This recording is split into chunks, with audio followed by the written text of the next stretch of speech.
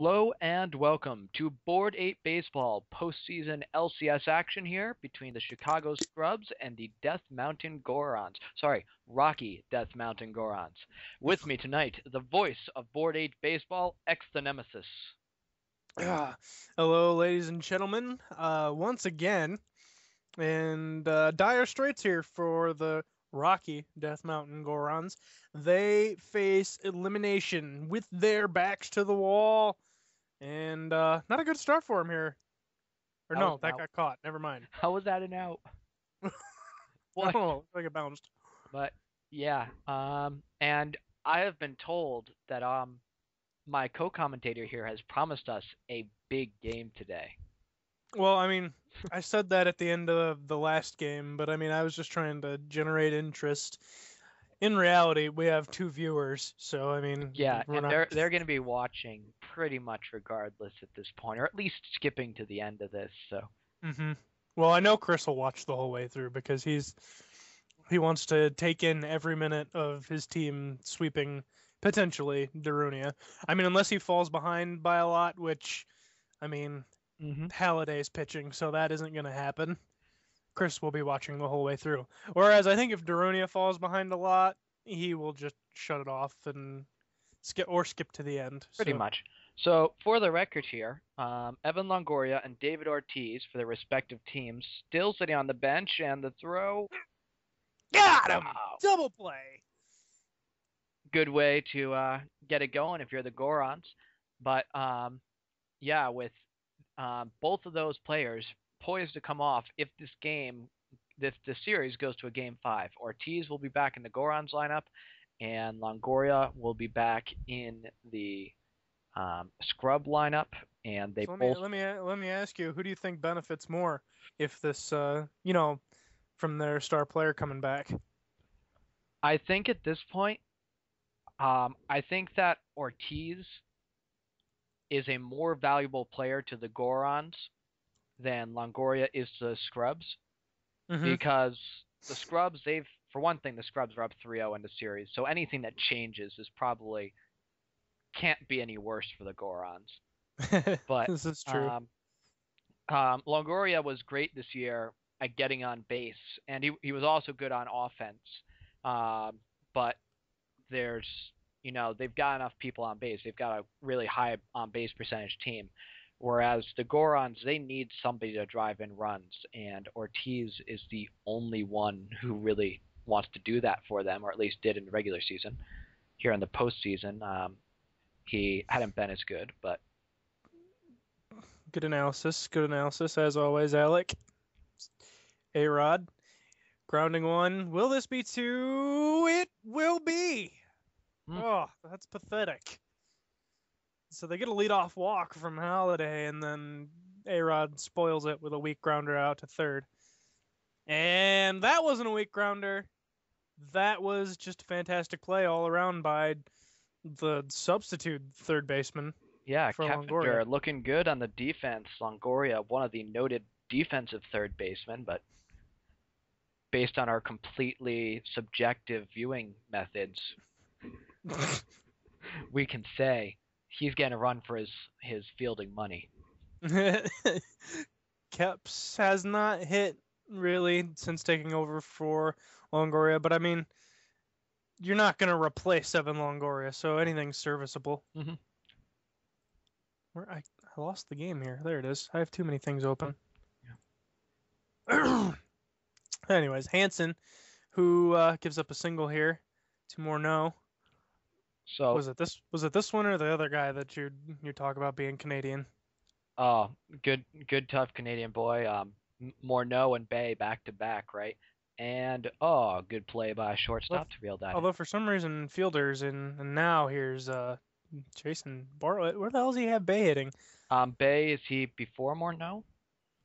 No, Um, he's before Swisher. He's seventh, I guess. Why Swisher? no, I it's don't it's understand. it's Tulo, Longoria, Swisher, then Bay, Morneau, and Fielder. Oh, okay, Bay came before. Oh, right then. All right. Anyways, Alec and I were talking before the game. This will definitely not be two. Oh, it Yeah, didn't need to be because anyway. there's two outs. That's what I meant. That's what I meant. Clearly, the insightful analysis that we come up with. Oh, brilliant. So, anyways, Alec and I were. What the hell were we? Oh yeah, we were talking before the game, and Tommy Hansen, you said was the Cy Young then. Yeah, Hansen in the regular season, he's definitely the league and Cy Young, and kind of with his 4-0 record and the 1.62 in the regular season. Uh, Keppinger makes another great play over there. but so far in the postseason, 0-1, 6.0 ERA in 3 starts coming into this. That's 14 earned runs. Not going to be good enough. No, whereas Halliday, on the other hand, here in the postseason, 1-1 with a 1.54 ERA. So, Who did he lose to? What pitcher beat him? um, you watch that play and see if it's all right. That's an out. Okay. So, Tau. I will look that up. In Here comes. Game 4, he lost to, who did the Scrubs play? Did they play the Olympians or did they play the Weasels? No, Gorons played Weasels. Ryan Dempster went 7 innings, 2 earned runs, and that was Roy Halladay gave up all 4 of his earned runs in that start. So, needless to say, the Gorons have some work to do. And that's going to start with Hansen. Hansen's probably only going to be allowed to give up 1 or 2 if the Gorons want to stay in this series. And somewhere Darunia is yelling at us, the game doesn't know it's a playoff game. Well, fuck you, Darunia. It does so, okay? That's just how it happens. Hansen knows the pressure's on him here. You can see it in the way he's moving. You can see the sweat beading on his forehead from our reverse view here. Yep. It just, we actually have you can't see it because it's only for the broadcasters, but you can see a sweatometer. And Hansen, especially after giving up that single to Ruiz, is sweating. So Carlos Ruiz, I've been told he's the second best catcher in baseball. Certainly wasn't during the regular season. I need to find lefty just so I can laugh at him for that again. But he wasn't that good in the regular season. This is gonna be 2, maybe. Yeah. Yes. So Ruiz in the regular season, 183 batting average, and OBP wasn't that much better, but he's hitting well for a. It's got to be a bit over 310 right now for batting average. So it's not bad. Chris getting random ass production this postseason. His lineup's not hitting all that well this postseason, honestly, and he's about to make the World Series if his team wins this. Yeah. That's frustrating. This is when I pull up a team postseason stats, and yes, as a team hitting 250 with 8 homers, which, by the way, is the same number of homers that the Olympians got against the Scrubs in that one series. What the fuck, man? This doesn't make any sense. And my team could have beat these guys. Although on the bright side, they have been getting by on a decent number of walks, mostly because that's all anybody fucking does in this game. Especially Tulowitzki. Yep. But without Longoria out, I mean, if Longoria were back in, that'd be another 20 points on the team OBP. Oh man. So the whatchamacallits, the Gorons still hitless here with 2 outs in the 3rd, and never mind. Wow. Talk about jinx. Yeah. That was special right there. I mean, and now Pedroia will come up. Drew it was like a 5-pitch walk in his first at bat. Soto on base, something that he's very unfamiliar with. So we'll see if he remembers what to do on the base pass. Did he get him there? Oh. Close. Keppinger flashing that leather. He's made like 4 really good plays so far, and he's got a 1,000 on base percentage for the game. Keppinger, DAT MVP. Is this gonna drop in too? No. Keppinger less DAT MVP. Yeah, but still that just MVP blew his in our chances hearts right there. But he's still MVP in our hearts. Yes.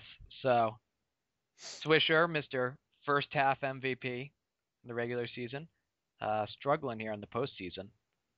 Was he not that good for the second half? I remember the first I mean, half. he was good in the second half. I think it was. I will find out, but I believe it's just his ridiculous standard that he set in the first half. What does Chris keep calling him? Did you see A-Rod miss that ball? And to get like ridiculously easier plays than that. He just missed it. He like moved out of the way. Oh, this game. If Bay hits a home run here, I will laugh. Ooh, he just missed one. Pulled it. So Swisher